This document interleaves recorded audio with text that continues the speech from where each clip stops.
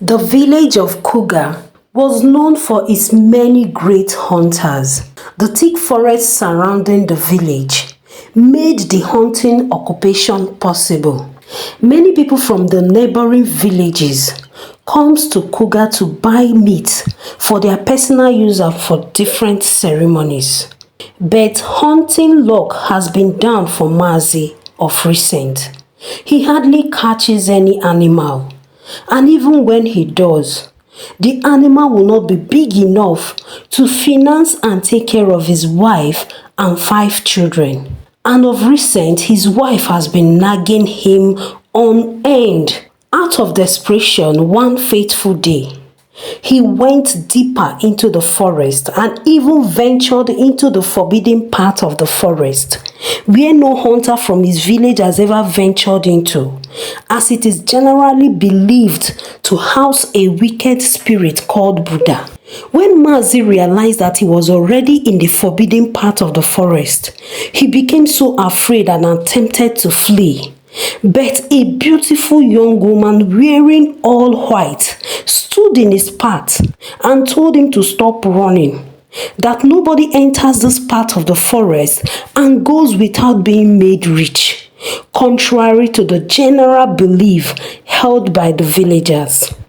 She promised to help him and took him to where a lot of deers were standing. She told him to kill one, take home, sell, and get the money to take care of his family. And he should come back daily to hunt only one of the deers and never two, and must never tell anyone. Mazi went home with a big deer in his trap. Happy, he sold the deer and brought money home that was enough to take care of his wife and family, and they were all happy and satisfied.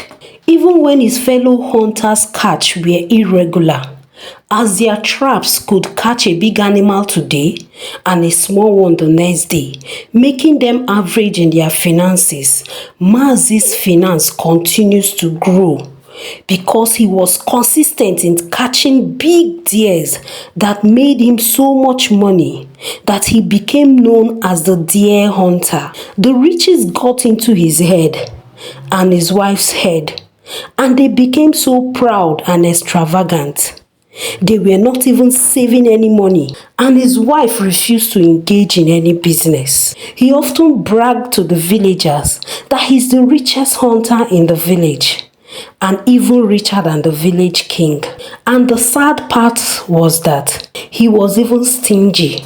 Even when his relatives would come to him for help, he would refuse to help them and even call them names. One day, he went to the king and told him that he wants to take the highest title in the land, called the Ofo title, which no one has taken since 100 years ago, because of the large amount of money involved. And if he takes this title, he would automatically become the king, as the present king does not even hold this title because he cannot even afford it, which made the king to be sad.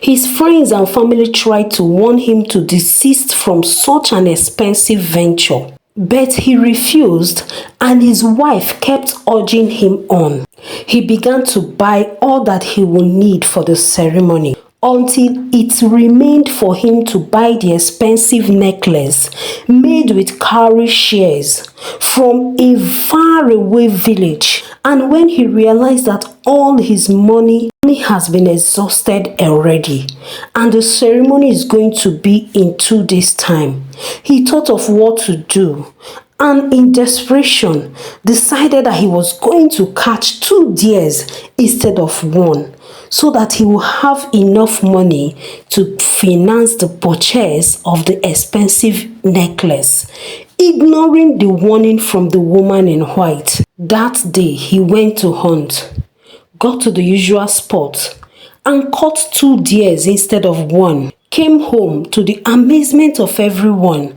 sold the 2 deers, bought the necklace, and was so happy.